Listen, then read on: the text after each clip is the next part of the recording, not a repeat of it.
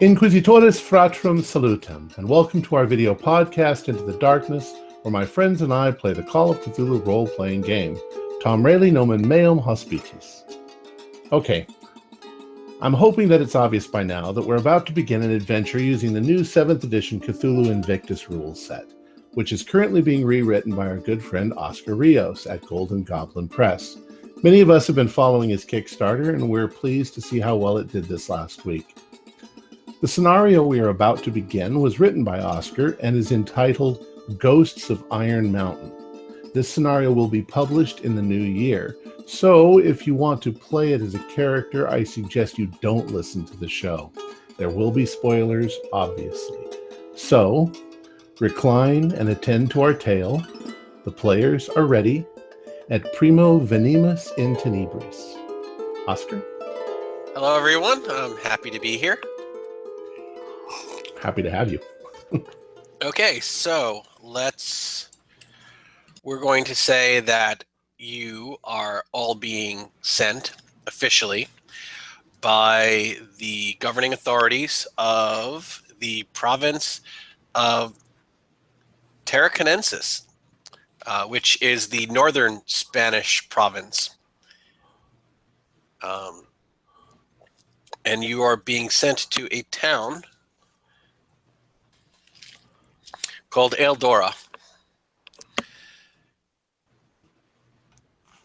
Okay. We're going to say that. Do you usually introduce the characters? We can do that. All right, let's do that. So. All right. I'm playing a character. My character is Titus Marius Volpe. Volpe meaning the fox. He is a libertus, a freed slave, but he was trained in engineering, so he's very well educated. He's Greek by birth. He knows Latin and Greek both fluently, and he's being sent because of his engineering and architectural skills in case there's something physically wrong with the mine that we're being sent to. That's my character. Jeff? Okay, I'm going to try to play an augur, which, as I understand it, is basically kind of a fortune teller type person. Someone who sees the signs from the gods and can ordain their will through watching a flock of birds or the entrails of a chicken that's been cut open. I'm currently... Thomas, who's playing Para, is kind of my patron, so I'm sort of in his employ, as you might say. Also, by the way, I'm rather weak, so if everybody could protect me, I'd really appreciate it. How do you pronounce your name? Quintus? Quintus Alicus Swar. Swar. Okay. I'm going to interject right now, just really quick. Please. Do not sell yourself short. The Romans, and that's all the empire, that's all the provincials, were an incredibly superstitious person. Reading the auspices, the fates, kind of judging the barometer of the will of the gods was a very important thing. So it's not like you're writing the horoscopes for the Inquirer. Lots of very wealthy people kept and soothsayers on their staff. It was not an unusual thing at all. Okay, great. That's cool. How about Mick? My character's name is Lucius Septimius Maro. He's medicus vulnerarius, an army surgeon. He's coming to the end of his commission. He's 2 years away from leaving. But unfortunately, since being seconded to Tarocco, he has not got on with the local governor at all. There's an old feud dating back to their grandparents' days, and as a result, he finds himself volunteered for the worst missions available, of which this is yet another one. He hasn't seen his wife and children for 2 years. He's just looking forward to retiring. He's a good Cool. soldier, but he's had it really. Excellent. Simon? Flavius Pullus. He's in the 7th Legion Hispania. He's mid-20s, so he's about 10 years into his 25-year contract. He's a Munus, engineering part. He's one of the guys that helps build the fort after the Legion's been on the march, etc. He grew up in this area. His father worked in the gold mines in Lemedulus. So he has a bit of a mining background, so his legate suggested he should come along to give his opinion of what was happening. Cool. Thomas? Hold on, I will interject one really quick part. As a legionary engineer, you were doing a lot more than building your fort at the end of the night. You were building roads, you were building bridges, you were building irrigation canals. When the army around doing nothing when there's no war. So these guys would be co-opted into public works all the time. So people, the common guys probably hate you. Because if it wasn't for guys like you, they could sit on their ass. You're directing like hundreds of guys digging ditches. Okay, great. Big civic operations. Cool. Thomas? Okay, so I'm playing Laelius Amatus Para, or just Amatus Para to those kind of beneath. I am a Praefectus Ariari, and what that is, it's a guardian of the treasury. They're sort of like low-level politician officials who essentially manage the treasury. They are directly beneath the magistrates of the empire.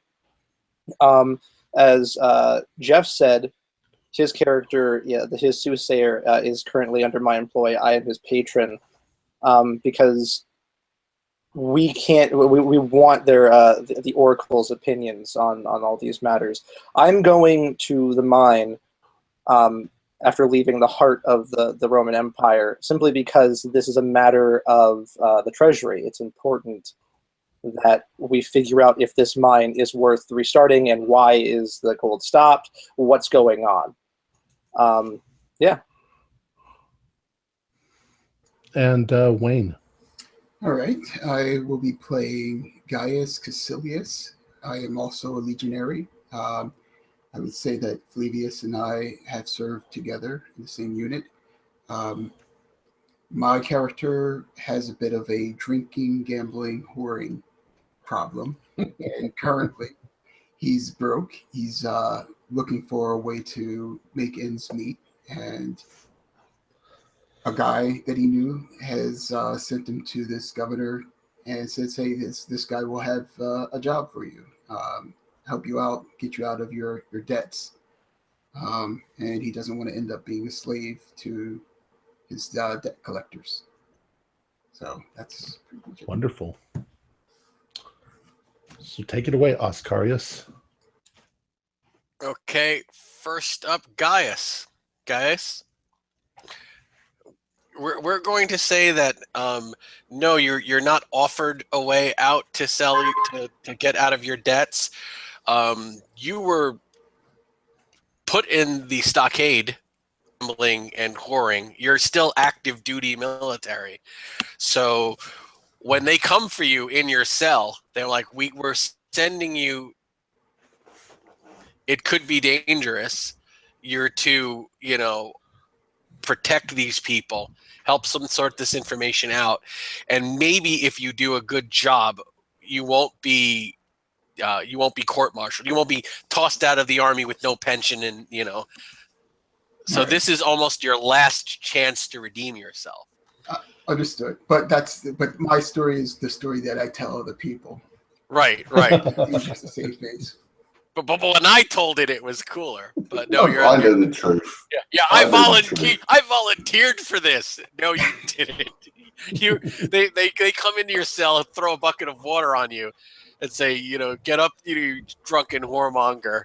We're sending you on a near suicide mission, and if you don't die, maybe you can come back to the Legion.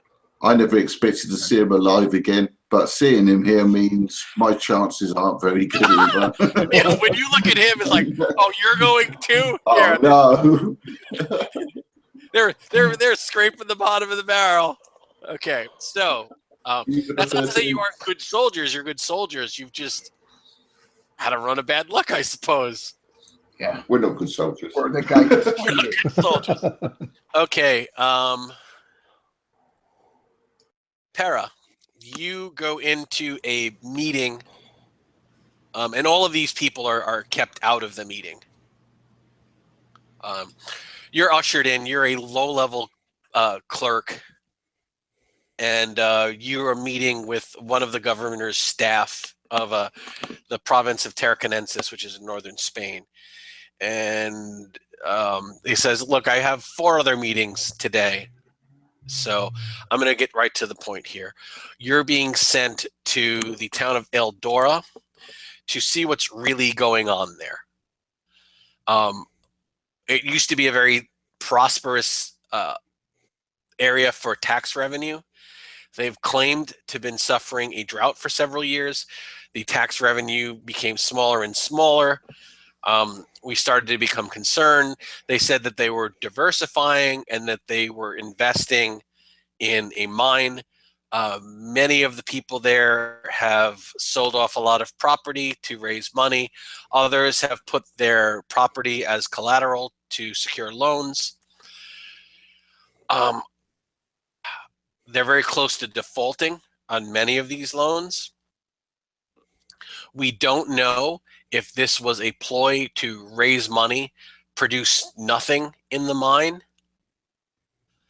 We don't know if there's some faulty accounting going on. We don't know if this mine even exists. We're just going with what they've told us. They've told us that they've suffered a drought. They're diversifying, moving from agriculture to mining. The mine is having problems. They've requested us to send help. I've gotten some odd reports of accidents, sabotage, and he's going through his stylus. Roving bands of monsters, spirits, or look. Like I said, I've got 2 other meetings. The quartermaster is giving your guards maps. We're giving you a pair of donkeys and enough supplies to get you there. We have a letter of introduction saying that you've been sent by the governor's office to settle this matter. If there is some faulty accounting going on and they're squirreling away the money and not actually trying to start this mine, we want you to find that out. If they're on the level, or if you feel that they're on the level and they do have legitimate problems, try and solve them so that this town doesn't dry up. As I said, it was a very lucrative for us. I mean, they paid their taxes well. They were peaceful, and for the last 10 years, it's really dropped off there. We want to know why, and if we can fix it, we certainly want to do that. What we need is another several hundred refugees coming out of the mountains looking for work. Understood. Do you have any questions? What happens if we find out that the mine is in working order, but they aren't simply working? What then? What do I tell them? Well, that depends on your own judgment. If you think that they'd be so bold as to attack you, to silence you from reporting this, I would tell them nothing.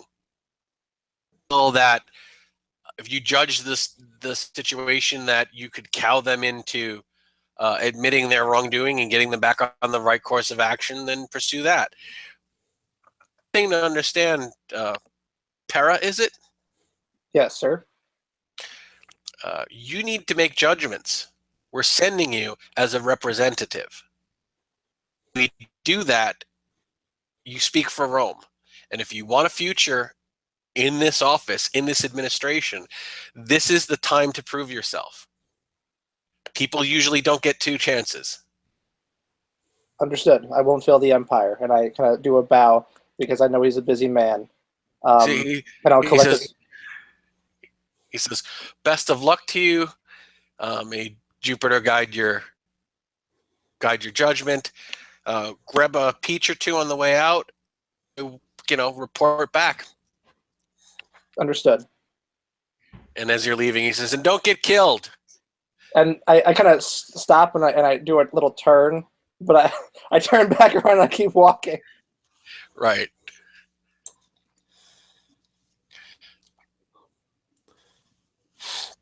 Did you get a peach?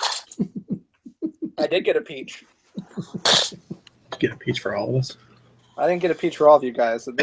This one right here, this alcoholic peach. So do you actually get like 6 peaches from his bowl?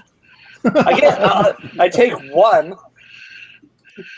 I mean, he had like somebody had come with a tribute of like a bushel of peaches. So he's got a bowl of. You could grab a peach for everyone if you wanted, but you'd be taking half the bowl. No, I'm gonna take 1 because you don't want to insult him by not taking a peach. But then again, it's also insulting when you take the entire thing. Okay. So to everyone out here who's risking your lives to save him, this son of a bitch comes out with 1 peach. Peach. We don't get peaches in the Legion. Can we have a bite? Yeah, you can have a bite if you prove yourself when we get there. I'll hold on to the peach. So how much do you tell the rest of them?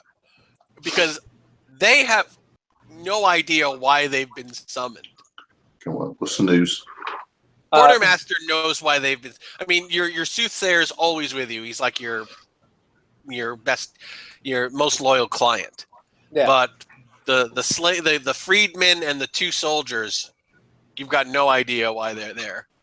Where are we currently?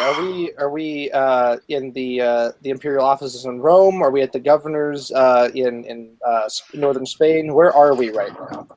Oh, and so the doctor. It's actually 3 soldiers. The doctor. Anyway, you're in. I usually start you guys on the road. We're going to say that you are in a town that's about 3 days travel from Eldora. You need to head north up into the mountains from here. All right. So I'm going to look to the group. I imagine that the character kind of looks like Peter Cushing from Star Wars. I don't know why, but I imagine that. And I say, our duty to the Empire is to discover whether or not this mine is profitable for the Empire. We're to see why production has stopped, and if we can, solve that problem. I will be meeting with the town's administration and working out some things with them. It is your duty to make sure that the mine is up and running by the time we leave. What sort of mine is it? It is a gold mine, I believe. Is that correct, Oscar? That is not correct. That is not correct. What is it? What do they mine? Well, iron. It's Iron Mountain. Iron. It's an iron mine. All right. So I let them know it's iron. Iron meets steel, and some of the finest steel in the Empire comes from Spain. Mm-hmm. Some of the finest steel in the world today comes from Spain. So I let them know that it's an iron mountain, and having this iron mine means a great boon for not just the Empire, the heart of Rome, but also for the people of Spain and for our army. We'd be doing the Empire a good deal of work if we made sure that this mine is working and running. Well, sir, if there's anything wrong with the mine, I'll be able to figure that out. I am an engineer. Yes, you're the freed slave who is an engineer. How proficient are you with the techniques used at this mine? Well, I don't know that mine, but I've got a, I guess I don't say a degree, but I've been trained for the last 20 years as an engineer. I know architecture, and I know how mines are constructed and how they're properly done. So if they're not correct, if they're not putting it together correctly, I'll be able to tell that. If they're cheapening out on construction or creating dangerous situations, I'll be able to tell you that as well. There have been reports of accidents within the mine, so if you can also do an inspection of the conditions of it, maybe you can see if there's anything that our engineer, our Legionnaire Pallas can do. Legionnaire Pullus. Sir. Yes, sir. Sar, right? That's your last name?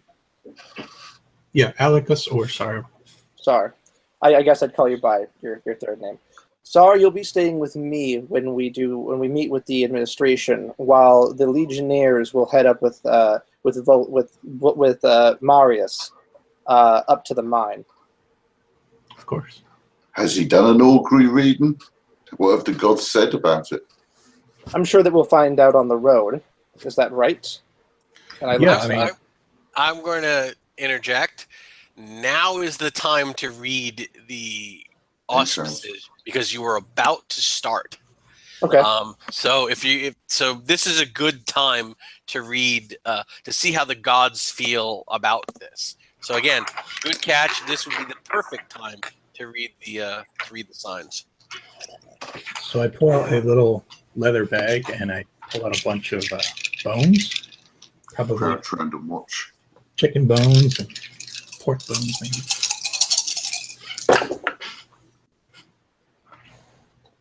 The gods are in our favor currently. What was the roll on your science augury?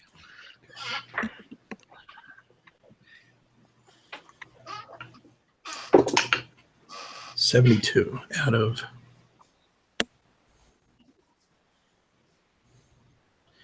sorry, I'm not used to the sheet. 51. So that's a fail. A bad failure. The bones kind of all land in a clump, which is odd because you cast them away from each other. They shouldn't clump like that. So the gods are strangely silent. Look apprehensively at him to see what he's going to say. Yeah. So, gentlemen, we need to be very careful here. We ourselves may have to curry favor with the gods as we go about this adventure. As well as the higher-ups in our administration. All right, so we'll scoot ahead. It's 3 days walking along good roads into the mountains of Spain. This would be... All right, who here is a native of the province of Spain? I believe one of you. Yeah. Okay, please roll your make an empire roll. Okay. 05 out of 45, so it's critical. Wow. Okay. I was born there. Have you come from a military family? Are you descendant of soldiers? I mean, no, my father was a miner, but they came round and recruited for the Legion, and I didn't want to spend my life in the mines, and I done the engineering in the army instead. Okay. All right. So we're going to say you know a little bit about this region. This is a region of northern Tarraconensis where during the days of the Republic, when Spain was an unconquered barbarian territory, this is where some of the most brutal fighting took place. And there's a long history of barbarian Iberians taking to the hills in this area and dodging patrols and fighting a guerrilla campaign against Rome for decades. So it's very peaceful now and has been peaceful for a long time, but this was once a very war-torn region.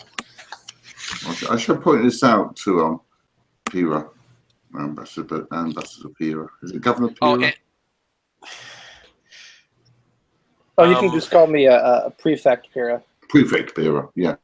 I notify him of the past year. It's got quiet. It's not as bad as it used to be, but we better keep our eyes open for gangs of brigands. Oh, it's been conquered and quiet for over a century. No. Well over a century, but back during the days of the Republic, this was not a safe area for Roman soldiers. Not at all.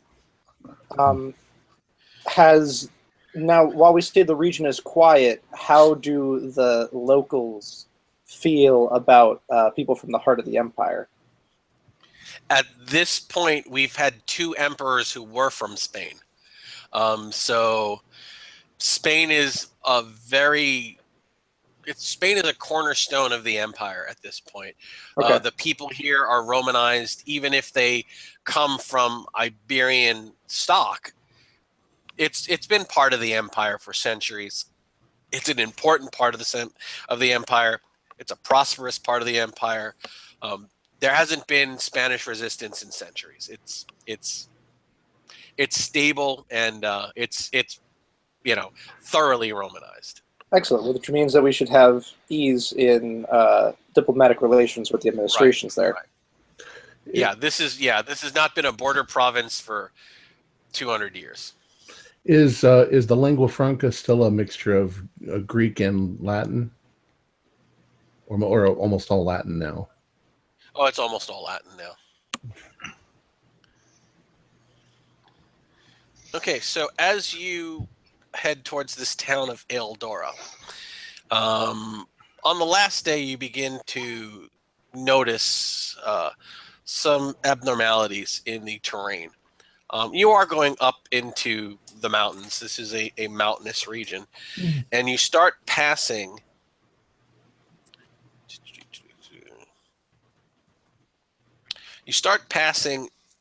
large plantations, orchards, and vineyards, like these large estates that are laying fallow. You see rows and rows of half dead olive trees, and then an hour later, marching up the road, you'll pass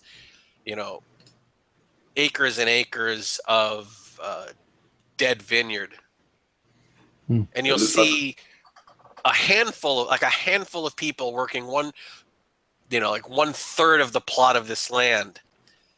That the plants look semi-healthy, but everything else is just dry and suffering. How about the natural wildlife? Is it also dry and suffering?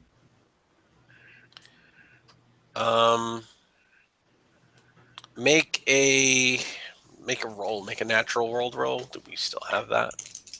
Yeah. I better pull up the character sheet. I've got a 40%. Let's see. Okay, yeah, roll that. That's a good. 46. Just missed it. Okay, this is 7th edition. You can burn luck to augment your rolls. You can push, yeah, but you can push. It's not worth it to answer. But it's early in the game, yeah. So, when we enter this region, I will look to the others and I will say the region has been hit by a drought. That's the reason why these crops have not grown properly. This once was an agricultural area, but now it is no longer as such. That's why they're putting all their hopes on the mine. I see. What time of year is it, Oscar? Somebody drop a 12. Well, peaches, right? Peaches, that means summertime. Do you want a peach, Sar? I can get you a peach if you give me a meatball sub. I hear they're a delicacy at the moment. I would say that it is June. It is June. So it is summer in a drought-stricken region of Spain. Which means hot. It's hot, right? Very It hot. is hot. Very Yes, hot. very hot. sun means- beating down on you. Finding a Lovely. source of water is not easy then either for us. We have got 2 mules with us as well, so I've dumped most of my equipment onto the mules, and I'm having quite an easy time. Oh, Okay, so this happens more and more the closer you get to Eldora. You know, more suffering farms, you know, more vacant farmland. You see someone with a herd of sheep, you know, crossing the road, and they see you. And, you know, you look all very official. You have a trio of soldiers and a well-dressed man with a servant. And you know, a couple of people, you know, people in your entourage. And they say, good afternoon, citizens. Are you heading to Eldora? Yes. Are you the ones sent by the governor? yes, and who are you? And he says that, you know, his name is Kadrick. I'm a herdsman here. We've been looking forward to your arrival. I can send my son ahead to Eldora to announce your imminent arrival. And he says they're all very excited to meet you. And As he's saying this, I do want to just sort of scan the perimeter to make sure that this area is safe. yeah, it's a guy with, you know, a guy with 30 sheep and a couple of dogs crossing the road. Right, but You know, I'm heading down to No, I'm Does just, make your I'm spot sorry. hidden. yeah. Does this seem like a common protocol? Send somebody ahead to announce us coming? No, he was just moving his herd and saw some travelers on the road. Okay. You guys haven't passed anyone coming or going on this road in a full day. And it's Wow. a large, well-maintained road that could support some significant traffic. Okay. But no Yeah, traffic. I mean, I made it. I made it by a 33, so nearly half. Just basically, Yeah.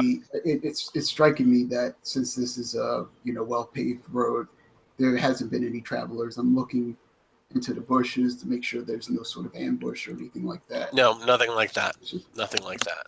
Okay. But, you know, you do, it is odd. Hopefully we retire and they don't give us some shit out like this as a farm. Hey, Maybe Oscar. just my luck. Yes. Just a question for future reference. When was the last time we passed a group of Legionnaires heading, I guess, north, up the road? You didn't. We didn't. So we're essentially completely isolated. No. Yep. Okay. All right. Well, I guess we're isolated. So I'll keep that in mind. I look at the shepherd. I look at Kadrick, and I smile and I nod and I say that would be very pleasant if you could send your boy along. Tell me for me and my entourage, what is the name of the leader of your town? He said, "Oh, we don't have a specific leader. We're led by a council of elders of the highest families, but they all answer to Elus Gratius Vera. Verus is the man who sent for you. But it was a group decision, or so they say." He smiles and he says, "I don't get into the power struggles of the elite families. I'm just a herdsman." That's fine. Well, thank you, Kadrick. I will wait for you and your herd to pass along, and then we shall continue. "Oh, my apologies, sir." And he whistles, and the dogs chase the sheep out of the road. And he says, "Good luck to you, sir." I smile and I nod, and I look to the entourage, and I guess I kind of nod forward to head south. And as you are now coming, you see that his son has run ahead, and he's like yelling. And by the time you get within sight of the town, you see a crowd of people gathering. Like they're lining the roads as you pass their farm. And as you get to town, you see that everyone is kind of turned out for you. Just give me 1 second. I want to pull up. I'm not surprised. Are they throwing roses at me as I ride on the mule, waving my hand? Not during a drought in the summer. I hope the wine's good in this area. Yes, the wine and the olive oil is supposed to be absolutely excellent in this area. But again, they've seen better days. As you get to town, you begin to notice a few things. The town is much larger than the crowd that is gathered for it. A lot of the buildings here, they could use a coat of paint. They could use a little bit of maintenance. The people here are dressed well, but the dyes are a little faded on their clothing. Their footwear is a little bit more worn than you would expect with such fine clothing. And very few of them, especially the women, wear any sort of finery whatsoever. Where there would be fashionable cloak pins and hair adornments, rings and bangles. For women who are dressed, in these, basically the clothes are a little faded. Nobody has bling. Maybe a third of the town looks abandoned or shuttered. So yeah, and you're taken. Everybody greets you and they say, "Welcome, welcome, please come." They come out with buckets and ladles of water because it is the very hot, Iberian summer. Much appreciated. And a guy comes over and he says, "Greetings, travelers. I am Aulus Gradius Verus. Please follow me. We're summoning the elders to formally greet you. But let me get you out of the sun and we'll start getting you settled."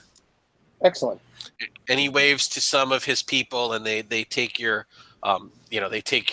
your mules to go get them into a barn and get them watered.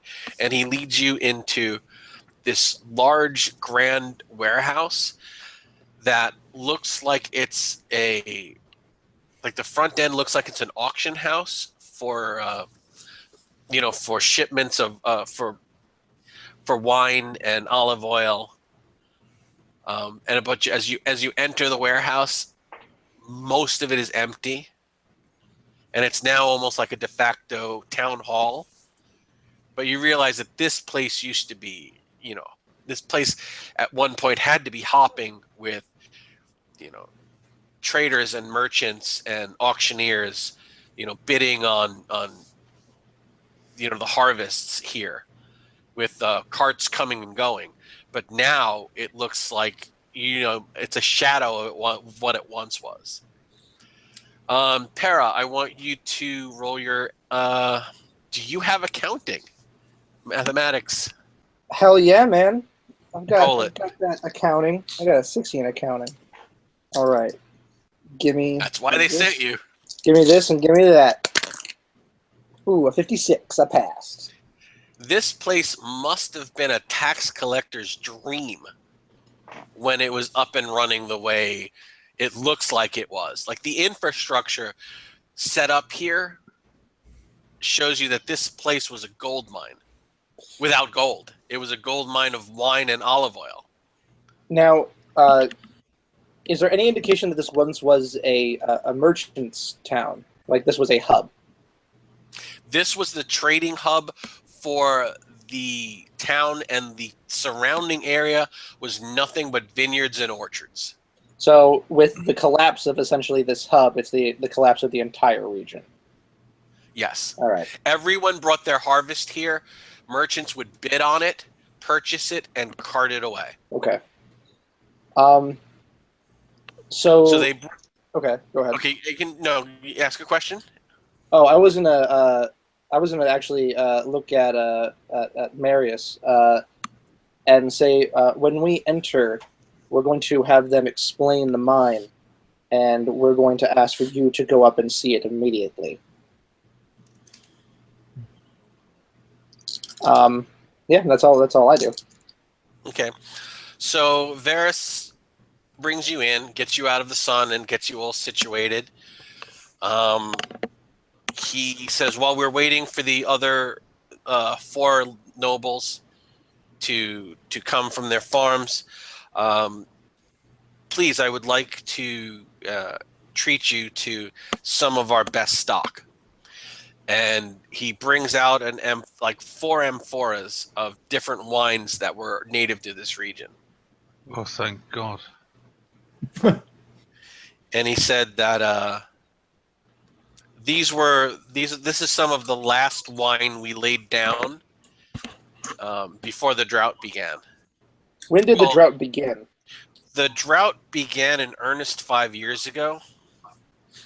We have not had a good harvest in 5 years.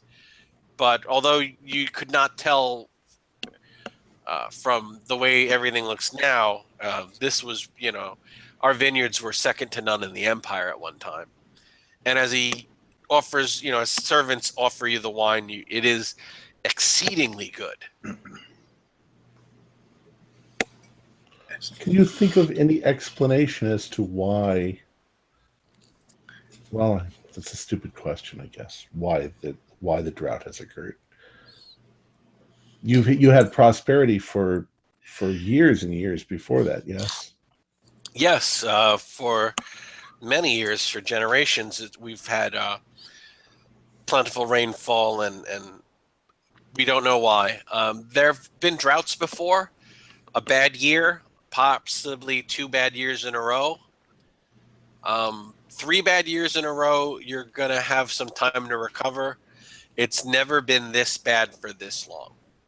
Did you try employing dowsers and diviners to strike some wells? We have, and they have been moderately successful, but the wells do not supply the water needed to really keep the plantations and the large farming estates going. Some of the more lucky farms were able to dig 2 or 3 wells, but even then they were only able to irrigate maybe a third less of their crops. We're still producing. Some of the farmers are still hanging on, but it gets harder the longer the drought goes on. At this point, other nobles come and they start introducing themselves. And eventually it's this gentleman, Varys, 4 other men, and a older woman who comes, and they sit around a table as the elders of Eldora. Odd, a woman's on the council, but okay. Yes, there's I keep that in my head. I don't say that out loud. Oh, and as she greets 2 of the other prominent nobles, she's treated with a lot of deference. And one of them actually greets her as his mother-in-law. Okay. Aha. Yeah, probably married into it. So I'm going to guess that the layout of this town hall is they're seated, in a row, and we're looking at them. Is that more fair? that they've arranged a circle of chairs around a central table where they've laid out some bread, some of their finest olive oil, which is as good as the wine. They've some of the people who've come later have brought goat's cheese. Actually, no, they brought sheep's cheese. So they brought out some cheese, olive oil, bread, and wine because you're guests from the governor that they really hope can help them. But no, it's not like they're up on a dais and you're below them. They're speaking to you as equals. All right. Um, And so I let's- ask, And among these people, who are the most wealthy and powerful people of Eldora, their clothes are faded, their shoes are worn, and nobody's really wearing any jewelry. may I ask, what is their source of water? Is it wells? Is there a river nearby? Is there irrigation? They tell you that we've dug wells. Most of the wells have not produced a lot of water. It's enough water for some of us to hang on. There's no source of fresh water nearby. One of them says we even hired an engineer to try and find a supply of water, and we're going to build an aqueduct. And while he was surveying for a fresh water source, he stumbled upon the mine. I see. So you've been relying mostly on rain then? We've always been blessed with adequate rainfall. The drought is unusual. It's unexpected and most unfortunate. Somebody says most of the farmers who have left, their families had been in this area for 5 generations. Do you have cisterns to catch the rain? We do, and it simply has not been Not enough rain. Not enough. It's honestly, I'm surprised we've lasted 5 years without completely collapsing.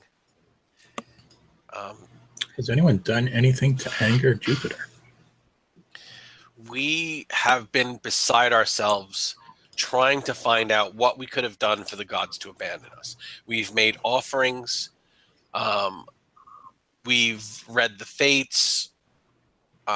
We've held 2 years ago. We even held games to Apollo in his honor. Nothing has helped. well, So I say we get right into the meat of it.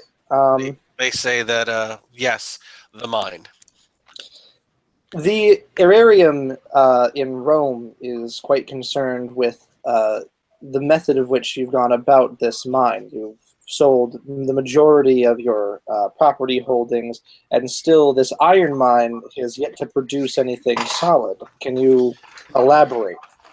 They said yes. Our expert, our engineer who found the mine, found that it still had some valuable deposits. It was a much older mine, and he was confident that with more modern techniques, we could make it very profitable. We hired a mining expert. He confirmed that there were still valuable deposits. We pooled our resources, sold off the majority of our slaves, and everything went well for the first 3 months. They started mining. They started bringing down ore. It was tested as being very, very promising. And that's when everything started to go wrong. The first thing that happened was a stockpile of timber was set on fire. Then equipment was being broken. Tools went missing. Supplies were stolen from the camps around the mine. And then finally the attacks began. Attacks?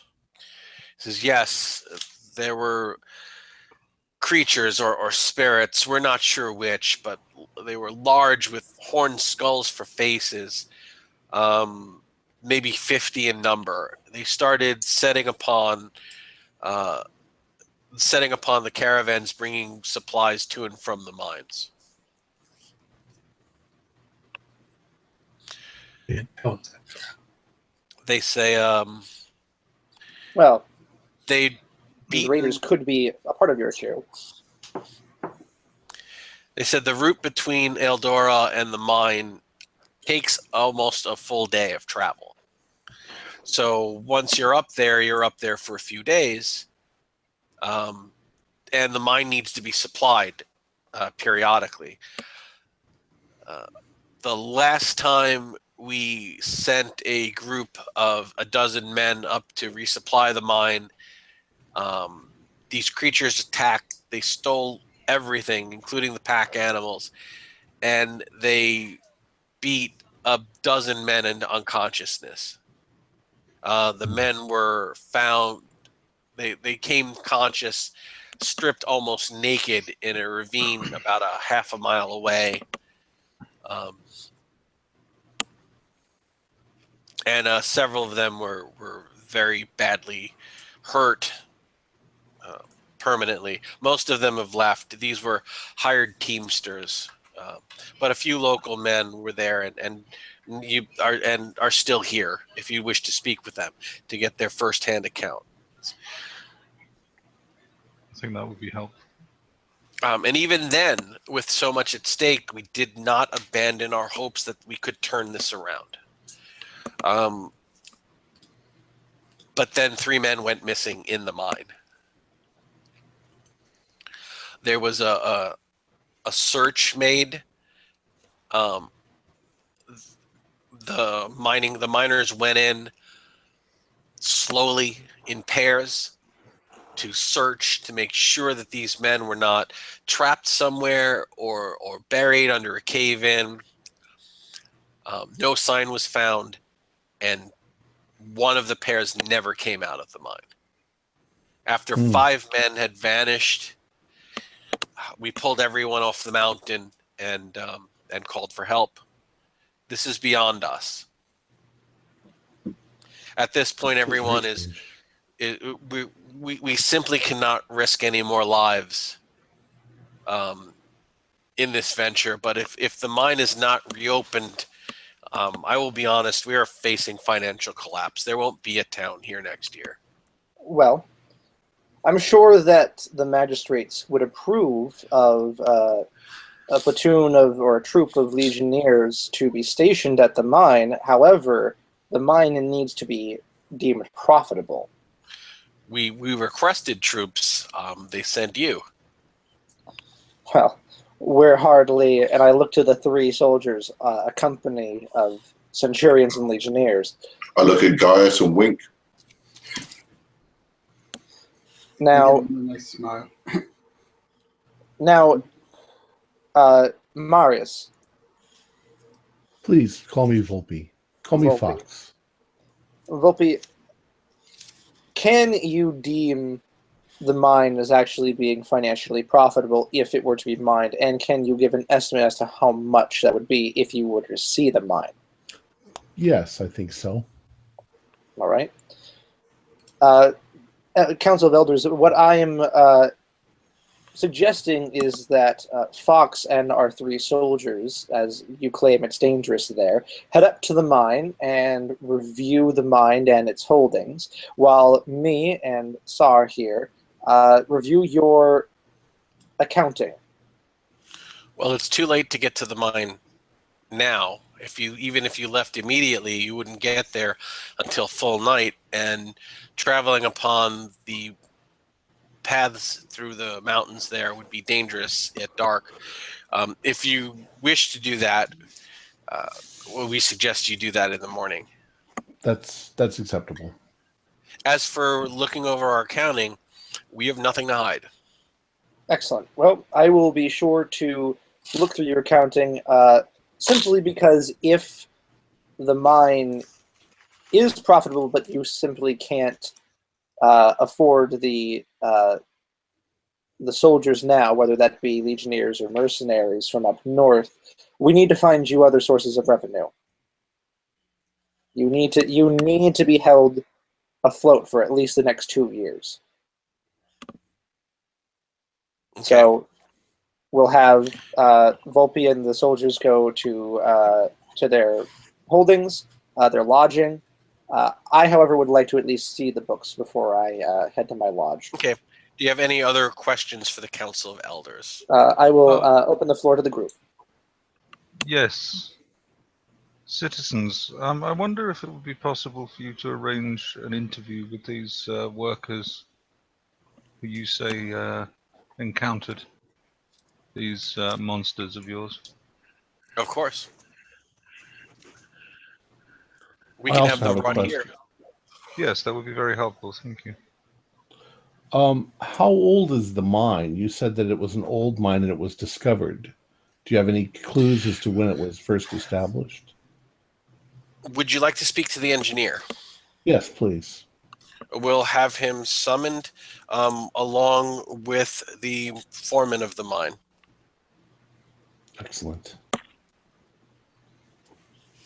And we'll have the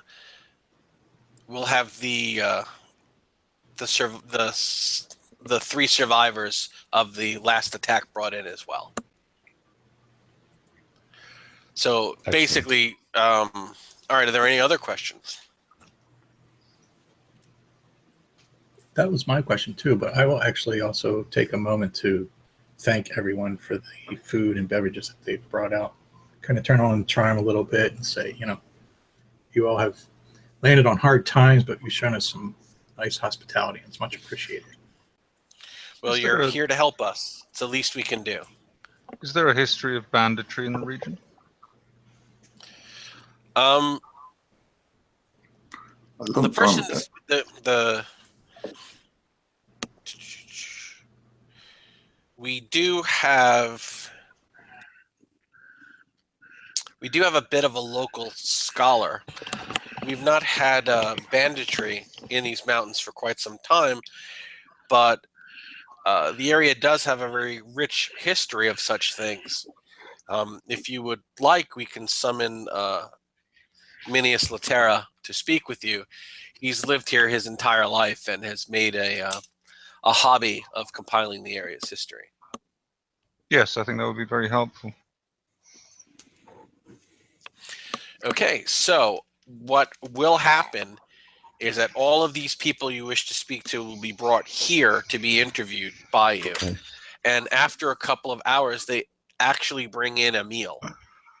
Actually, several dishes prepared by local families and donated to a potluck for you guys Excellent. while these interviews are going on. To save time, Okay. why don't you guys all break up into pairs for these interviews? Because Para, I know you're going to want to do the accounting stuff, so you can you'll have to do that on your own. But everyone else should break into pairs so that you can kind of question all of these people at the same time. Okay. Otherwise, it would take more all night or into tomorrow. Okay, so team one is Titus and Flavius, and who do you want to because we've speak both got engineering backgrounds. We'll be talking to the engineer that was going to be coming about the mine. Please, Volpe. Nobody calls me team- Titus. Team two? Who's on team two? Well, I'd like to interview the chaps who survived the attacks. Okay. I'll go along with Septimus. Okay.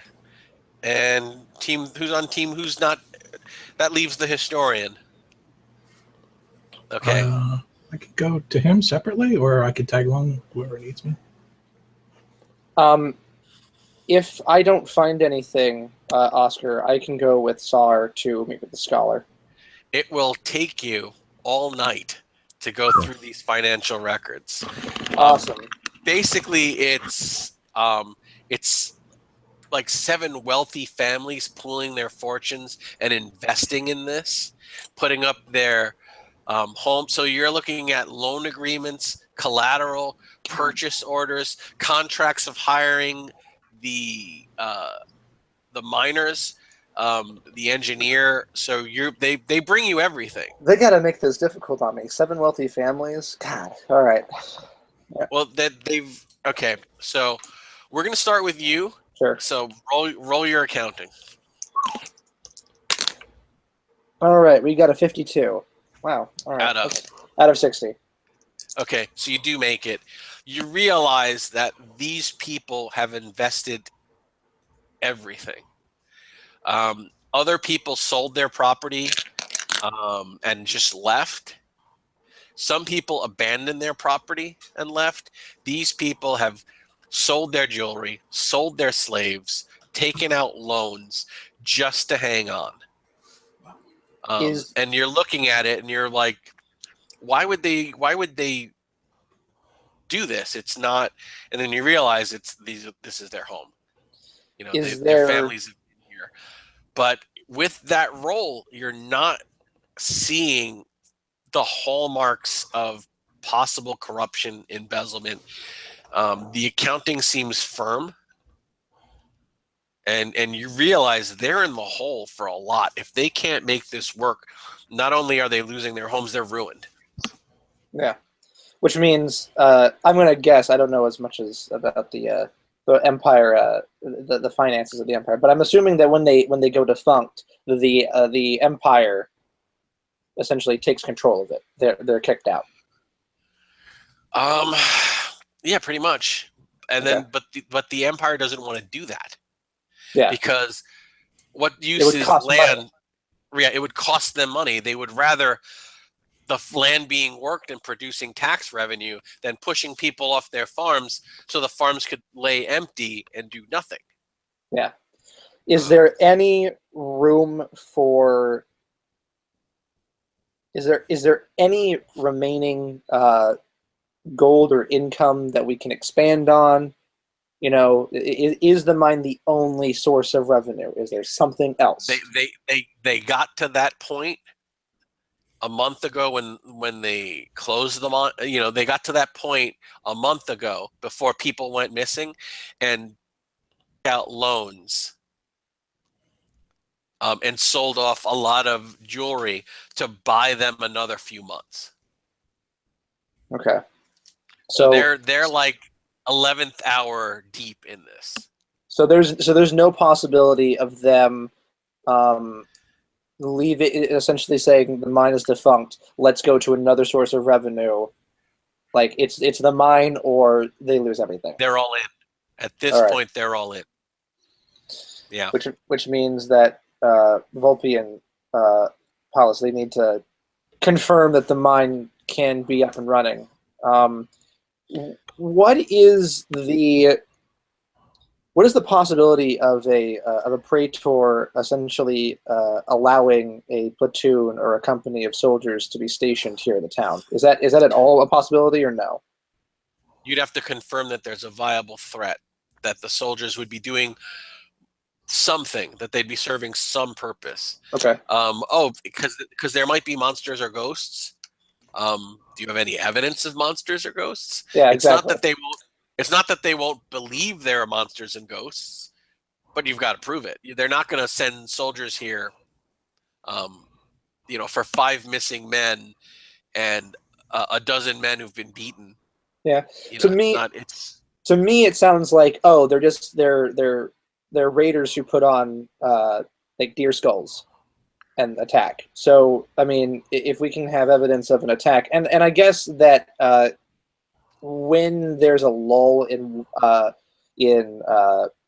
the conversation with the 2 soldiers, I will go to them and I will let them know, like, if you see anything, you need to report it, because if we can confirm something, that we could probably get soldiers here to lock down and secure the mine. So I'll essentially wait for me to have that conversation with them when they're done. Okay, so who was the next group? The engineer, the 2 engineers wanting to meet with the engineer and the foreman of the mine. Yeah.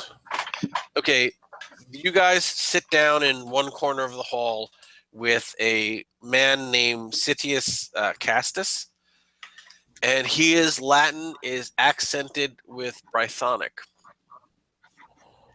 And the other man and he's the engineer. And the other man is Vertius Cordo. And he looks like he might be Gallic. He might be a Gaul.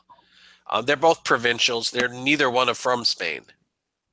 Okay. But Vitius is broadly built. And Castus is a little taller, looks to be a little bit better educated.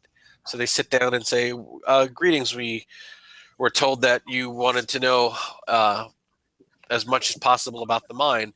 We'd be happy to tell you what we know." Excellent. I was curious: is the mine an excavation, or is it mostly natural cavern? Oh, it's an excavated mine. Okay. And And so When I stumbled on it, it was in bad shape. Much of the timber was rotted out. There were no tracks, but this had been worked in the past, but probably not for 100 years or so. Hmm. So it had So- long been abandoned. So when you began work on it, did you first do things to ensure the safety of the mine? Replace the Yes, we replaced and reinforced all of the timbers and supports. We even put in a ventilation system to capture the wind to try and bring more fresh air to the depths of the mine. That's a technique that's state of the art. Yeah. And were there any You know, collapses that occurred while you were doing this? Any injuries? No. And we wanted to be respectful, so we made offerings to the gods. Before my men started working, we went in and looked for any remains of the miners of the past, and we found nothing. But still, we performed a funerary rite upon the mine to say thanks to the work of the miners who had started this work, and Yes. to ask for their forgiveness if we were intruding. So it sounds like you did everything properly. Yes, good. It doesn't sound like there's any problem with the engineering at all, does it? Or the structure? Well, we'll have to take a He said- look at it, but probably it Yeah. sounds like you got it well in hand there. He says Definitely. we were setting this up to ensure the stability of Eldora for the next 25 years. He goes, I moved my family here. Of course. He said, How extensive You know, is the mine? it's fairly extensive. We were hoping to enlarge it once it became more profitable, but the first few months we were just about to turn a profit. The mines were in bad shape. The first few months were mainly making them safe. We really didn't start new digging and removing ore until the month before we had to close. We had to leave. And the quality of the iron ore was good? Very high. So- Very, is very it- high. You're just having problems finding miners rather than an actual problem with the mine then. Well, the men were lost, Yes. and this is now the foreman. He goes, these were not foolish men. These were not men to take risks. It's I've a worked fact with of life all of them. mines. It's a fact of life. Because there were no cave-ins. Hmm. These men were not buried and left for dead. Hmm. We looked; they were gone. They have disappeared. He says the last two, all we found was puddles of blood. I'm not a coward, but I'm not a gladiator or a soldier either. I'm a miner. There's no rival competing for this area. Is there like another mine owner maybe nearby who might be trying to hold a horse? There is another mining interest in the area, but they're not native to here. Hmm. We've never gone up against them before. And it would have been simpler for them simply to dispute the ownership of the mine rather than to make people disappear. Oh, there was of no course. question of ownership. No one lives on Iron Mountain. It sounds like, without just a speculation, that there's some sort of earth spirits that are upset, but you don't know any of the history of the mine. I believe that Quintus is speaking with your scholar about that. Okay. Do you have any other questions for them? Oh, and they say, we're told that you want to head up to the mine tomorrow. Yes. Yes. If you can ensure our safety, and he points over to, your armor lying on the side of the room, we would be happy to go and give another look with you. If we didn't think it was safe, we would be going. Well, and we have 3 soldiers. One of them is a medic. We would be happy to give you a tour of the mine if you can ensure our safety. This would allow us. That'd be good. This would allow us another chance to search for our 5 missing companions. Yes.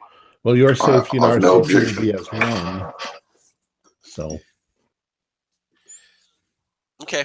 Do you have anything else that you wish to ask them? I don't think so. I'm curious to see the mine. We need to see the mine before we can really do much. And Sidious laughs and he says, I wasn't even looking for a mine when I was up there. I was looking for water. He said, it's a shame I found a small lake, kind of nestled above the town that would have been perfect for an aqueduct, but the water was so brackish it burned the lip. Using that water would it would be this area would be as fertile as the fields of Carthage. I mean, I've got a bit of experience in aqueduct building with the legions and stuff. I can always have a look and see if there's a way around the problem. But we can build it. The water is polluted. No. You say it's basically polluted. the iron from the area has leached into this the water. So the water is brown. Yeah. So it's not suitable for irrigation or drinking. No, it's poisonous. That's not unusual. So we were returning from that area when we stumbled upon the mine. I see.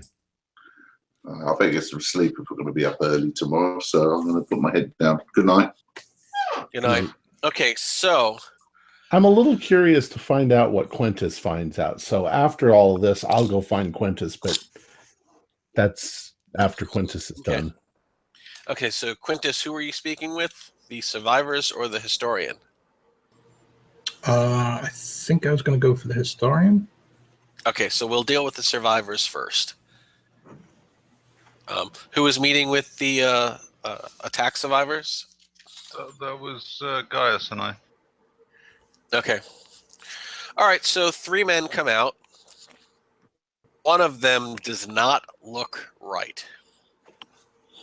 The other 2 kind of lead him and help him to sit down, and he has a far away look to his to him as he sits down. And they introduce themselves. Hi, I am Ellie. I am Gorta. I am Danielle. What can we tell you? We hear that you're hoping to drive off the spirits haunting Iron Mountain. Yes, we were hoping you could tell us a little about the attack you suffered. We'll tell you what we can. It all happened so fast, and the third guy is not talking at all. Does he appear to be injured? He has it. This happened maybe a week or 2 ago. His head is still swollen. Mm. And you've seen traumatic head injury survivors in the Legion. This man will never be right again. Hmm. He took a blow to the head that did not heal properly and probably will never heal properly. So this man has been permanently crippled from the attack. Let's see. So they begin telling you the story. They were traveling with supplies to the mining site. It was about around dusk when they suddenly heard terrible, high-pitched screeching. When they looked, the screeching was all around them, and suddenly the creatures were moving in upon them from all sides. They were large, hulking figures in flowing tattered robes and great cloaks and furs. Their heads were like the heads of the dead, skulls with horns and rimmed with fire and blood. They waded in, surrounded the caravan, and beat everyone with clubs, staves, these horrible weighted whips. Some of us tried to run, and there were several more of the creatures in the rocks above us, hurling stones down upon us. Then one says I was hit by a rock and I blacked out. One said three of them surrounded me after I got knocked down with a staff, and they kept kicking me until I blacked out. And they said that they all awoke naked a half mile away in a ditch. They said that they limped back to town in shame, and they had to carry. And then we had to carry Danielle, and he's not been right since. Our doctor says that the swelling should go down and he might recover, but it's been some time already. You should probably tell his family to make an offering to Asclepius. That might assist with things. Do you want to look at him? Yes. Medicus. You can roll a medicine roll. Okay. 27 of 70. So that's quite good. This man does not need a doctor. This man needs a surgeon. He needs someone to go in and remove the bone fragments from a fractured skull that are pressing upon part of his brain. You believe that you could greatly improve his quality of life if these fragments were removed.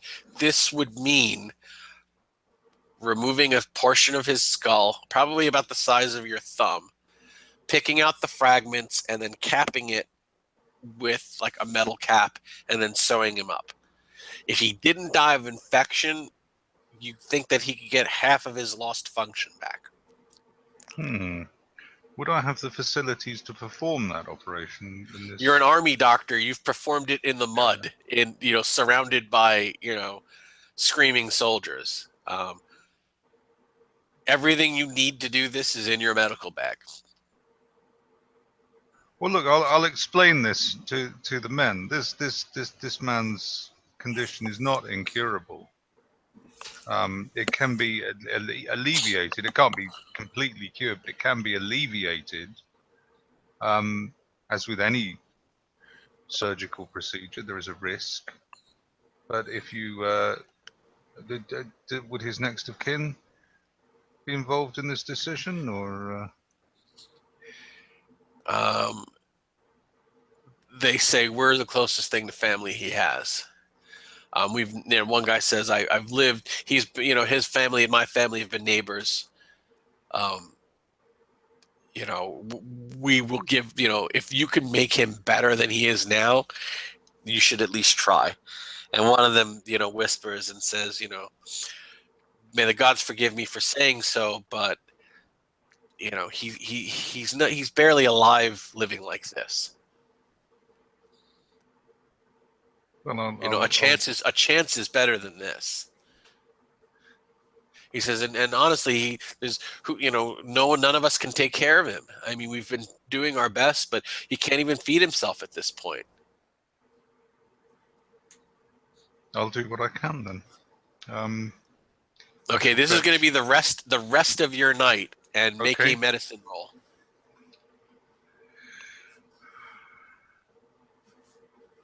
$10. Is that a extreme success?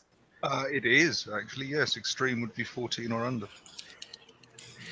Well done, Not only doctor. does he survive, he completely regains function within a month. Excellent. It's a miracle. So it is a full recovery. And should your character survive this adventure, you will have an NPC indebted to you for his life. Excellent. And I'm going to say, for that dramatic act of altruism, because no one asked you to do this, you offered to do this. I'm going to say raise your status by 1. Thank you very much. Okay, so who was speaking to the historian? Yes. Oh, did you have any else? other questions for these guys? Well, Well, I was. Oh, Did they did you hear them say anything? Did they communicate with each other while they were? Just battle cries and war screams and those shrill whistles. You know, sometimes 2, sometimes 3. I should probably leave the rest of the questioning to Gaius because I would be busy okay. attending to Danielle. Did these creatures, did they walk upright like men, or were they sort of hunched over? They walked upright like men, but they fought like demons. They fought like demons, but they fought organized. They weren't they didn't fight like wild animals or anything. No, they were all around. Well, they were on us like a pack of wolves. They were coordinated, and they had us surrounded before we saw any of them. You know, they were able to take us all in one net, so to speak. So this was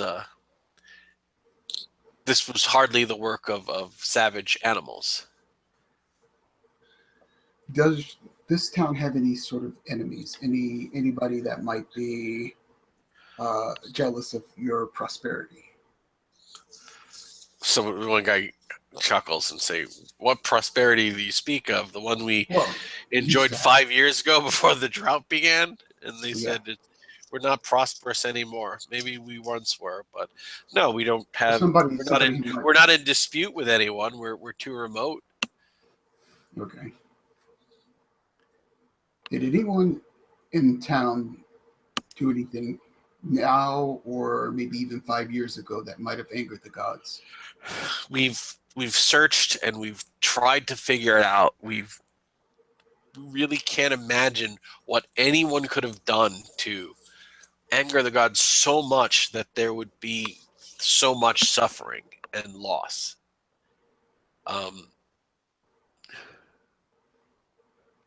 No, we've asked people to come forward if they've committed any sacrileges, but no one has come forward, and we do not know why the gods have so abandoned this town. All right, understood. That would be pretty much all I would ask. Do you know which direction these creatures came from? They were all around us as soon as we saw them. Okay.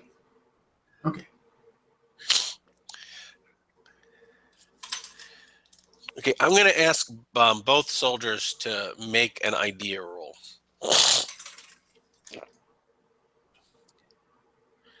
and I just make it on the dot. Oh, I got a 4. Oh, these people are something. Everything they're saying, about how they magically appeared, and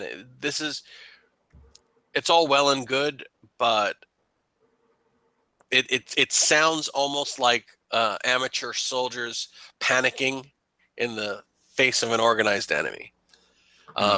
Like nothing these creatures did was anything unusual for trained soldiers. They were caught in an ambush. Sure, they were suddenly surrounded. They didn't spot the ambush. It sounds very much like bandits to me. Right. It doesn't mean that they aren't monsters, but you're not hearing anything that screams magic, supernatural. Right. These are teamsters. These are not professional caravan guards. Okay, so the local historian shows up and is very eager to talk about his favorite topic. the town of Eldora and its surroundings. Yes. Greetings. He's a man of about 50. He is an elder in his family, but he is not paterfamilias. He was the brother of the paterfamilias, and when his brother died, he kind of let his nephew take over so he could pursue being a historian full time. So he's old, wealthy, respected, and really has time on his hands. And he explains all of this over a glass of wine. Mhm. Very And nice. his name is Latera. Latera. And he says, so what can I tell you about Eldora and Iron Mountain? Yes, thank you for sharing your knowledge with us. I do have one question right off the bat. The area of the mine, so as I understand it, it existed before you guys found it. Yes. Did they properly explore the mine? Has the whole thing been explored, or did they just open up certain sections? I thought we were here to talk about history. Oh, I thought that would be considered history of the mine with the town. But Oh, nobody even knew the mine was up there until a few months ago. oh, okay. No one goes on Iron Mountain. No one's gone on Iron Mountain since the dark days of the rebellion. Hmm. He says this place was once the domain of some of the most defiant warrior tribes to ever resist foreign invaders. Long before the Romans came, the locals here fought the Carthaginians in these same mountains, and they were never defeated. Never defeated. It was said that Iron Mountain gets its name from the superior steel that these warriors were able to produce. Do you think it might be possible that's like a long lost tribe? Well, I'm not certain. Anything is possible, but no one has seen any of these so-called long lost tribe for over a century. He goes, there were defiant bands, mostly from the Barones, Canterbury, Asturias tribes, and they were never defeated. So is it possible? Surely. But, I mean, these are more legends than historians, such as the legendary Black Steel of Iron Mountain. Although some would argue this is more than just a legend. This is what, a special type of steel that came out of the mine? It is said that the Black Steel of Iron Mountain was so strong, a spear point could shatter stone.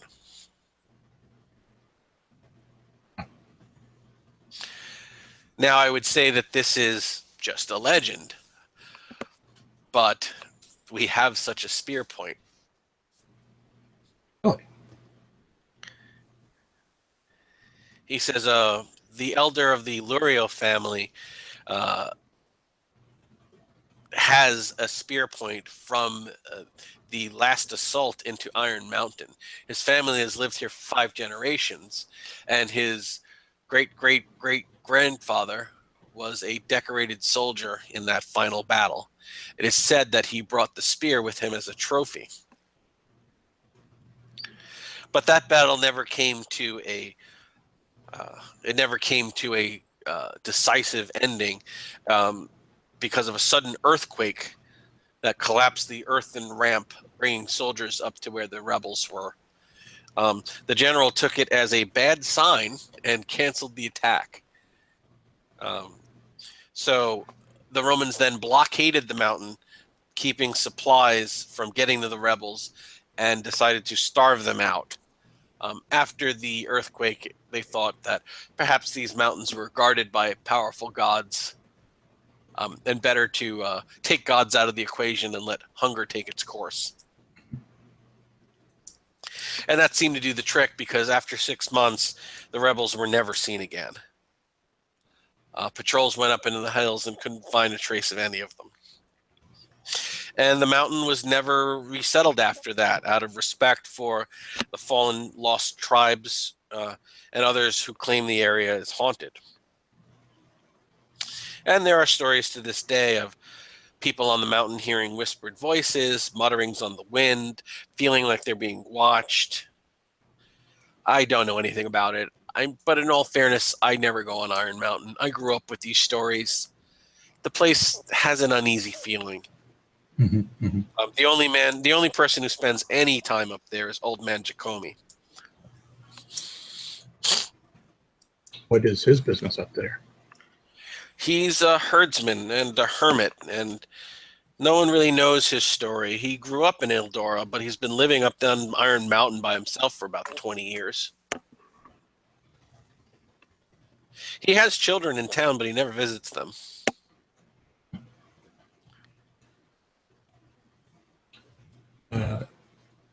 Maybe we might visit the children. I mean, they would make themselves available if we needed them. Certainly.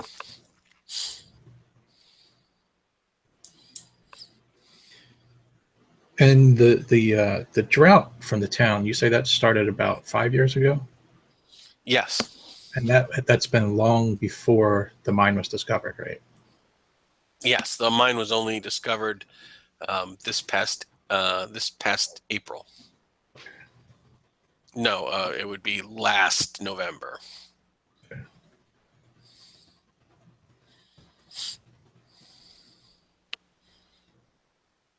Do you have any other questions for him? That's all I can think of off the top of my head. Out of the group that came back, I don't suppose any of them are strong enough or willing enough to go back. Is it just those three that were introduced to the other soldiers? Yeah, well, one guy just had brain surgery, so no. And the other two were beaten and unconscious by monsters last time they were up there, so no.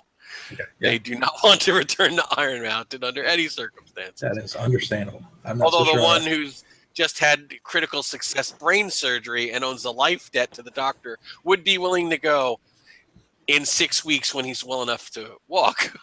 But he's got a long road to recovery. He probably won't gain consciousness for 3 days. Mm-hmm. Can we say that my character, who's now left the other, has come looking for Quintus and... we can say at this point it is now full night, like 8 or 9 in the evening. Okay. And the visitors have left you, and you've been offered rooms in several houses owned by prominent families who wish to put you up. I think Like, I you get might like to invited. wash my hands. Right. A bath is prepared, and you are all housed somewhere together so that you can discuss what you've learned separately and come up with ideas on how to proceed. Perhaps I'm I going should... to mute my mic so I can listen. Okay. Okay. So perhaps I gather everybody in. I imagine this mansion has a foyer. So I guess I gather everybody there so that way I can get everyone's take on everything. When I gather everyone together, I let everyone know. The accounting seems solid. There's no reason these people would be lying to us about, their methods of spending. However, the mine is their last gambit. If the mine does not work, the entire town is going to be within the possession of the Empire. They are desperate people at the moment. It doesn't seem that they're as desperate yet because they haven't, tried actually securing the mine themselves. Speaking of that, and I look to the soldiers, and I say, I believe that we can get a approval from the Praetor on securing a company here in the town, a company of Centurions and Legionnaires, but there needs to be a threat, and there needs to be proof that the mine is valuable. What did you gather from the soldiers? From the survivors?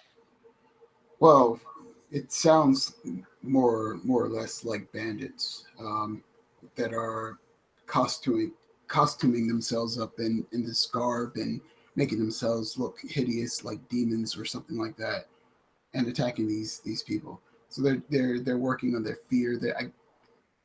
I don't even know if they're responsible for. I don't see how they could be really responsible for Drow unless they're praying to some sort of dark god or something like that. Maybe some worshippers of Pluto. I'm not sure, but They sound well organized, but not well armed. Quite easy to put down by the sound of it. So there were no signs that these attackers were in any way supernatural? No. By the way that they described the attack, it seemed like the attack was done by humans. They said that these men or these creatures walked upright like men. They mentioned some sort of screeching or screaming or something like that, some whistling sound, but that's the only supernatural thing that really occurred.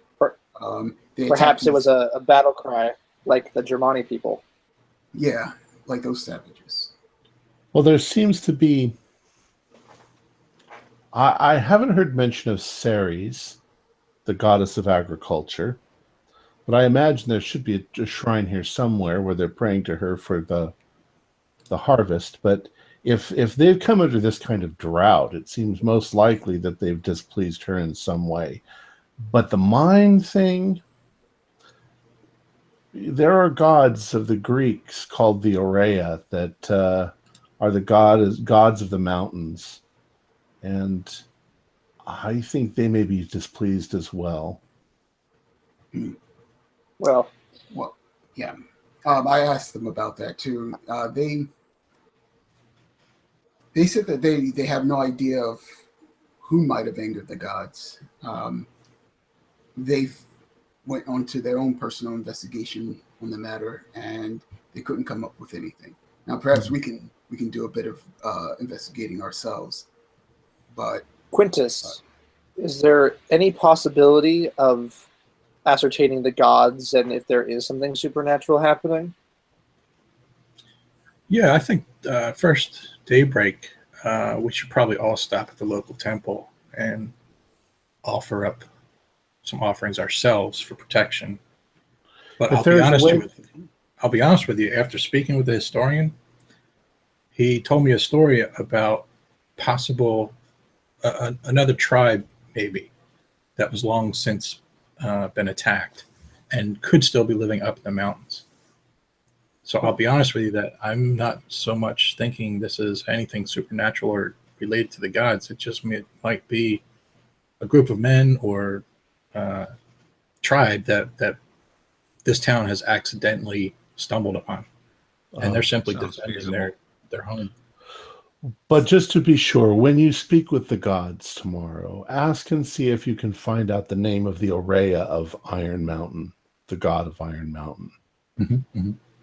Well, we need to verify that there is a threat, and we need to verify that money can come from this mine. So I say that we head up to the mountain tomorrow at daybreak. Yes. From the engineers told us when I questioned them as on their techniques, it would seem that they are using quite modern techniques and that the mines themselves should be in very good condition. They've brought them to this condition, and they said there have been no cave-ins, but they did find that somebody had gone, that a number of people had gone missing, simply disappearing, which is extremely unusual. All they found was puddles of blood. Within the mines or outside the mines? Within the mines. But mines are difficult places, and there is a possibility that murder, or there are other things that are possible here. Somebody finds that his wife is sleeping with somebody else, and he murders somebody and hides the body and takes it out later. All those things are possible. We also mentioned there's supposed to be a hermit that's living up there too. And to your point about maybe making sure that this mine is valuable in some way that would bring about extra soldiers you were talking about. The historian told me about a black iron that is supposedly extremely strong, that it can shatter stone with a spear point. Really? So that could be of tremendous value to the soldiers. Is there any proof that this black iron even exists? There's supposed to be a L'Oreal family that has a spear point. Perhaps we can meet with them and discuss taking the spear point into our possession and returning to the next town over to the governor and possibly appealing to the magistrates. I mean, that could be the hard evidence that you might need. The next town over is 3 days away, yes? Yes. Which we need to establish that there's a threat also. Praetors aren't just going to send a company just because of the black iron. They need to know that the townsfolk are in danger if they go there to mine. Did you say that the men were found naked? Yes, they stole everything. They were found naked and somewhere away in a ditch. But they weren't murdered. They weren't murdered, they were beaten. Well, They spoke why would a of bandit... staffs, stones, weighted whips. I would think that a bandit would just cut their throats and take all of that. Why? That seems Maybe they weren't strange. bothered. Or maybe they thought that the beating was so severe that they would die. Sounds like a decimalization. I agree. It just sounds strangely restrained for bandits. It would seem like I you mean, would be leaving the somebody penalties for alive. banditry are high. The leaving witnesses is unusual. Right. It sounds like these creatures has had more or less a bone to pick with these guys. It sounds personal. You don't beat somebody up and strip them naked and leave them alive unless you want to humiliate them. So They just wanted the supplies. I don't mean to make a joke at you, Gaius, at your expense, Gaius, but it also sounds to me like a couple of men may have gotten drunk and injured themselves and landed in a ditch naked. Or a dozen. Made up a story of attacks. That story you heard about me is not true. The man I operated on, his injuries were consistent with a severe beating.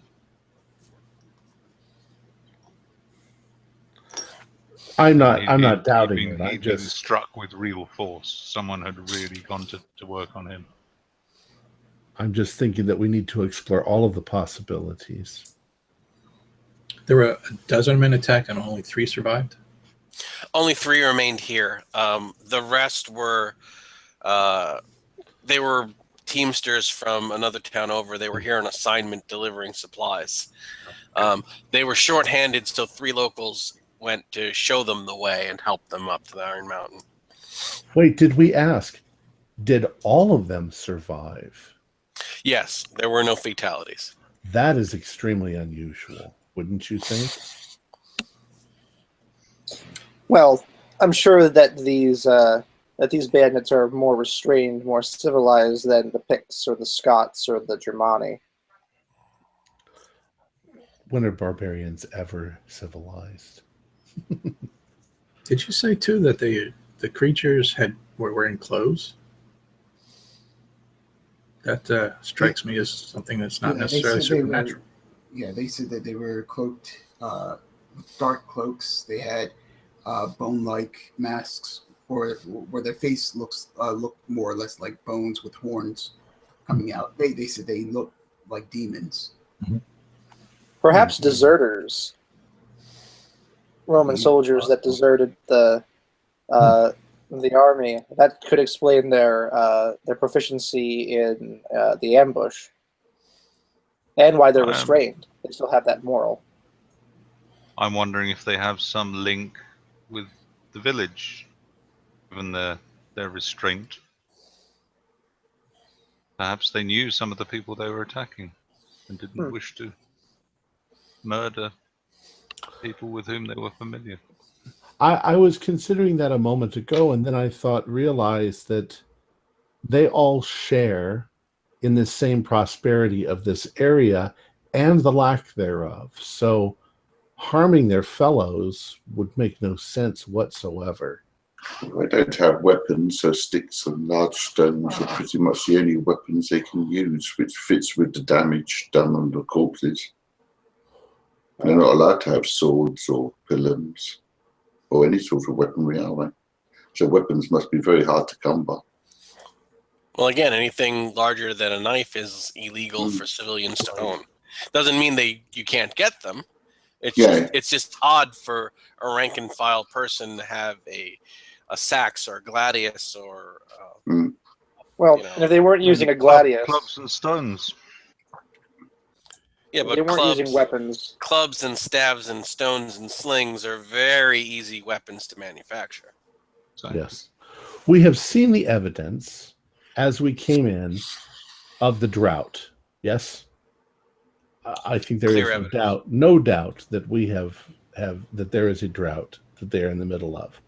So, any idea that there's nobody else here but us, right? Right.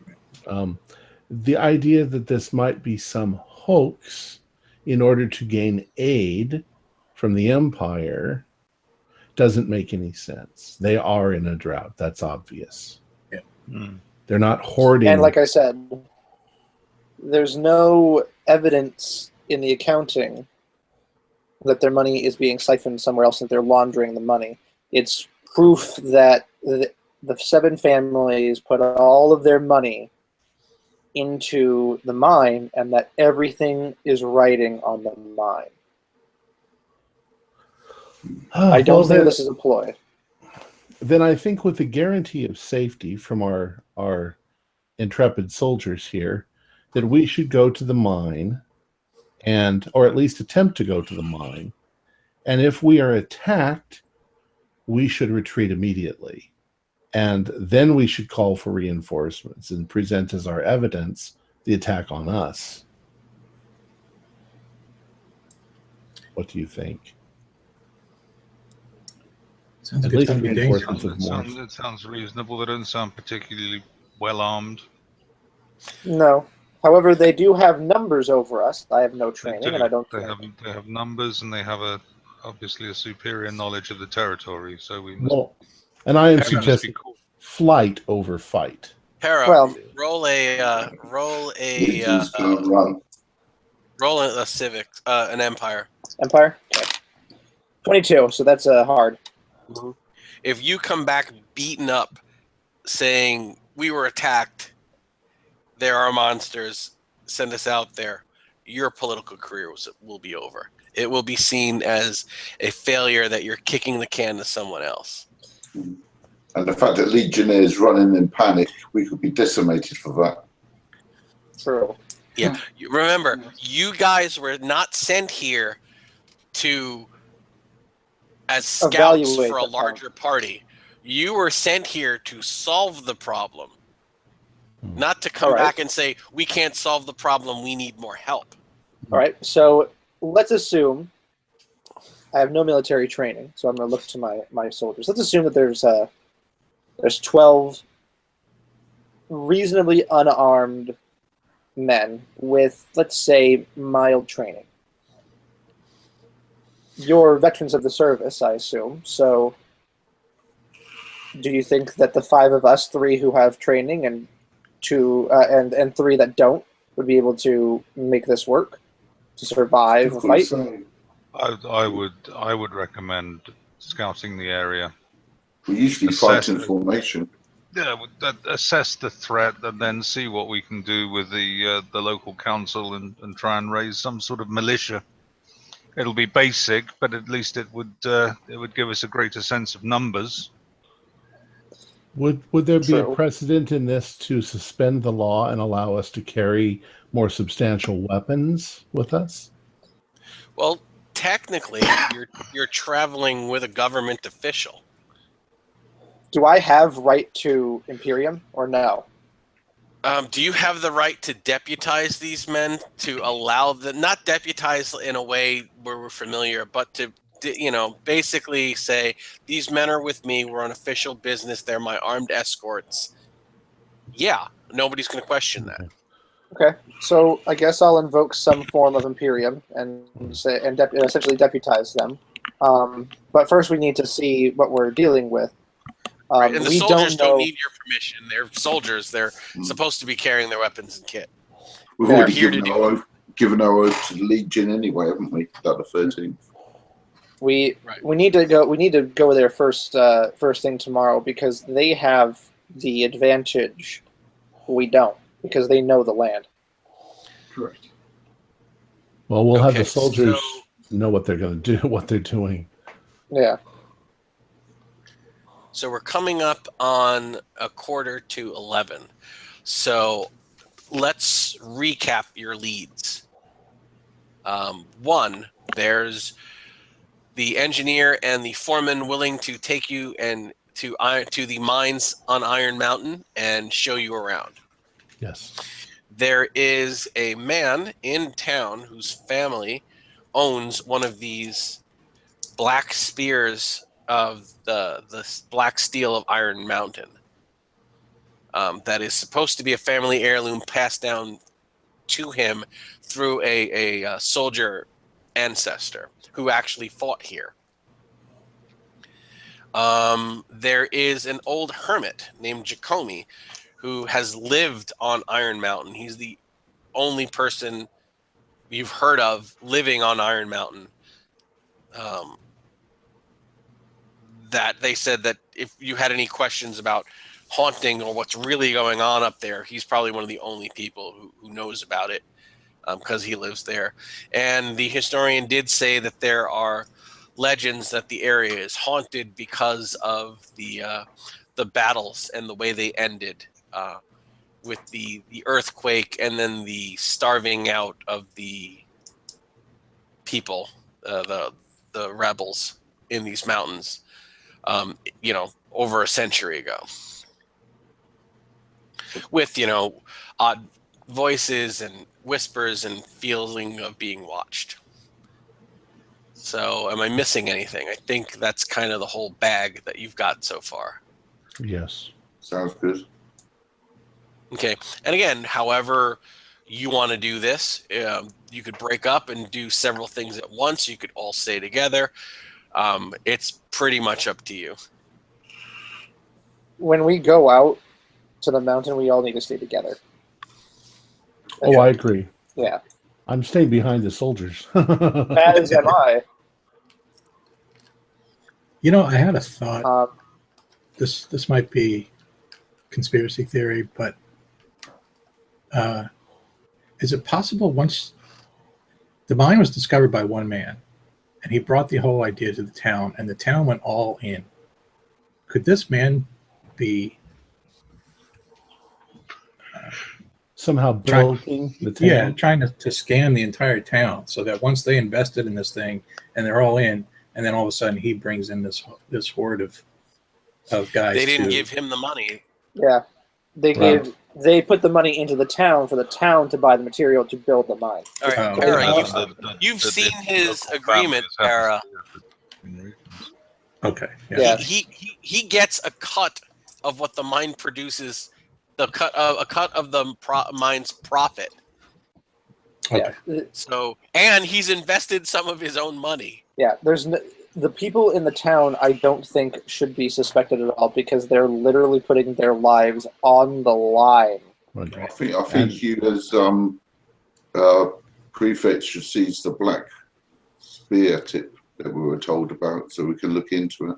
Yeah, I definitely think that I need to see the spear tip, and if possible, take it and use it to Your prove. prefect, you take it if you want.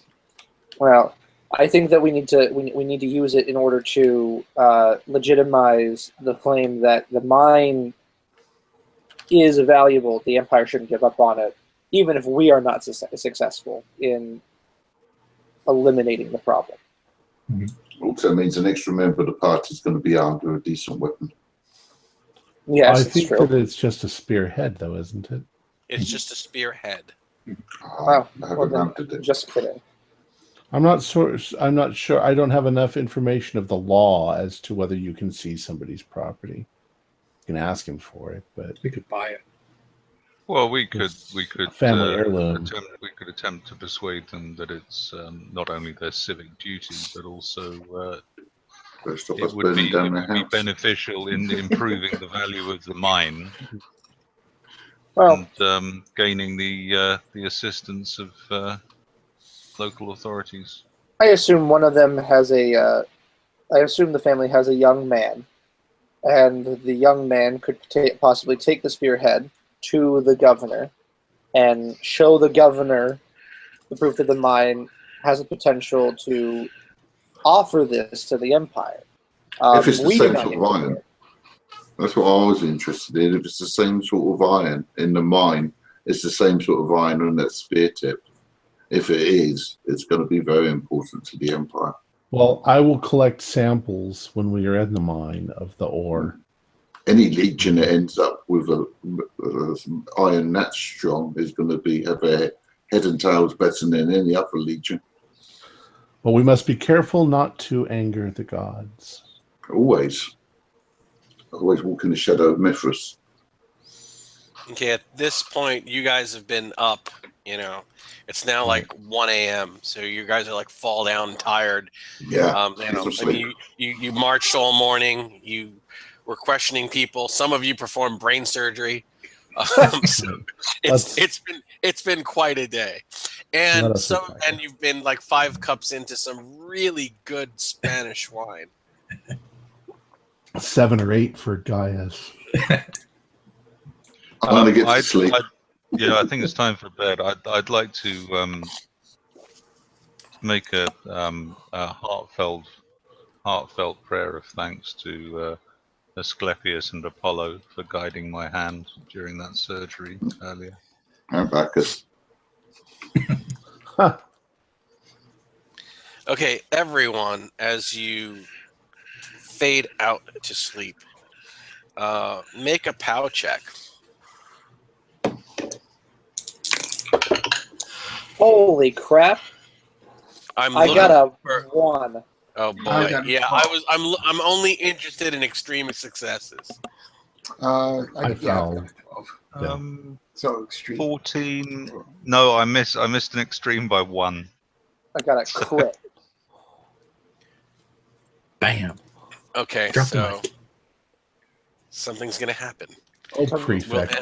To me, I hope not. Someone else gonna win. You feel cold air all around you, like you're awoken by a drop in temperature. I mean, it's a hot Iberian summer night up in the mountains during a drought, and suddenly there's like a cold, not a coldness, but like a cool, like the kiss of cool air around you. Okay. So I open my eyes. Is it pitch black? It is pitch black, and you're lying upon stone. Oh, so yay, great. So my assumption was correct. I get up immediately, and I'm going to feel for a wall. You do feel for a wall, and you realize that you are underground in a tunnel. Okay. Yep. Yep. So mines. They have they. I assume that old mines did this, but I know that some mines do. Mines had rope where they would they attach the passageways to lead away. Am I feeling like a wood plank that I can run down and find a piece of rope that'll lead me out? Or okay, you're fumbling around along the wall looking for a wood plank, looking for rope, and then you hear like. Can I do a listen check? Yes. Okay, my listen is a pretty good listen. I got a 48. what is my listen? I think I have like a 50. I do. You hear a tapping, and it's a distinct direction. Is it moving closer or stationary or No, it was stationary and rhythmic. Okay, well, I'm not going to go towards it. You never go towards the sounds in a tunnel. So I'm going to continue looking for something to grab onto, and if I don't find anything, I'm just going to begin moving in the opposite direction of the tapping. You feel something in the darkness as you're groping around. Mm-hmm. And it's a hand that closes up around yours and starts to pull you. And I need you to make a sand check. Because literally you're seeing nothing. And you're just groping around looking. And suddenly, it is a heavy hand. It is rough, thick. Okay. But it's a hand. It's not a claw. It's not a skeleton. I was gonna say if it's a skeleton hand, I was like, I didn't think it was a skeleton. It's a thick, rough laborer's type hand, and it's almost trying to lead you. Okay, so I get the impression that this is probably someone a little shorter than you. Okay, but way more powerfully built. So okay, I passed the sanity check, and as I'm being led, I want to whisper, like in that kind of hushed, like voice whisper, "Who are you?" You hear, shh.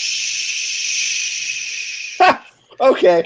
And then it kind of pushes you around a corner and shoves you forward in the darkness. And as you stumble forward, you see ahead of you starlight. Okay. I'm gonna slowly walk towards the starlight. And you exit the mines.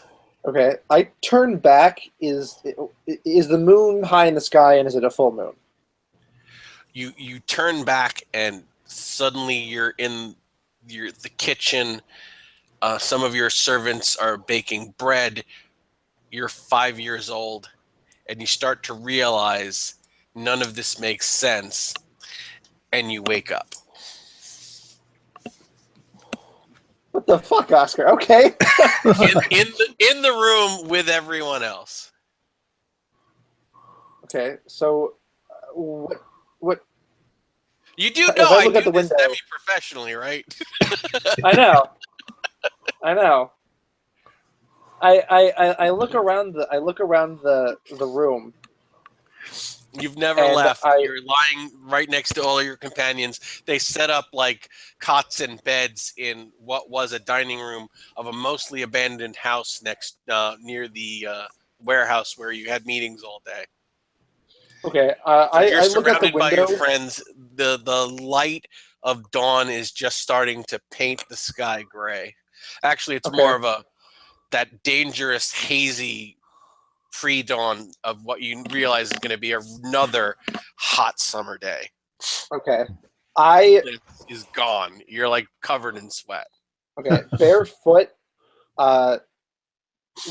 with the robe on, I move towards Quintus, and I violently shake him awake, and I say, "Grab the bones," and I immediately leave the room. Okay. All right, we've got officially a minute. Quintus, do you want to do an augury, and we'll end here? A pre-dawn augury on day 2 in the town of Eldora. Yeah, absolutely. Although I'm half asleep, so I don't know how good I'll be doing. Well, wide awake, you didn't do so well last time. Maybe half asleep will work better. 33 out of 51, regular success. A regular success. Yeah. The bones read that there is a threat of natural disaster. So I'll clearly pass this on to you, Para. Okay. We're I going don't know to what be to very do with that right now, but possibly another earthquake. The area okay. does have a history of very severe earthquakes. Hmm. There hasn't been one in centuries, but it's happened before. Okay. Are we ending there then? Yeah. Or Yeah. okay. I think this is a good place to end the pre-dawn augury on day 2. Excellent.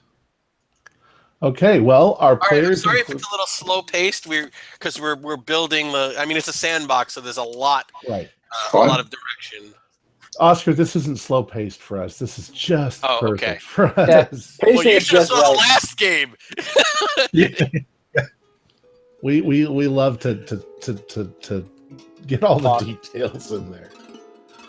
Our players included Thomas McKeon, Mick Swan, Simon Ward, Jeff Wilkins, Wayne Worthy, and myself, with Oscar Rios as the keeper of the secrets. Be sure to visit Golden Goblin Press for all the coolest supplements and scenarios for the Call of Cthulhu role-playing game. Our musical intro, The Wisdom of Minerva, was written and performed by an amazing artist, Michael Levy, and is from his album Ode to Ancient Rome. He has graciously allowed us to use this piece of music for our show. It's available from all major digital music stores, and a link can be found to his website in the description below. Folks, we are always trying to improve the entertainment value of our show. We're learning new techniques and implementing new ideas, but these cost us money and time.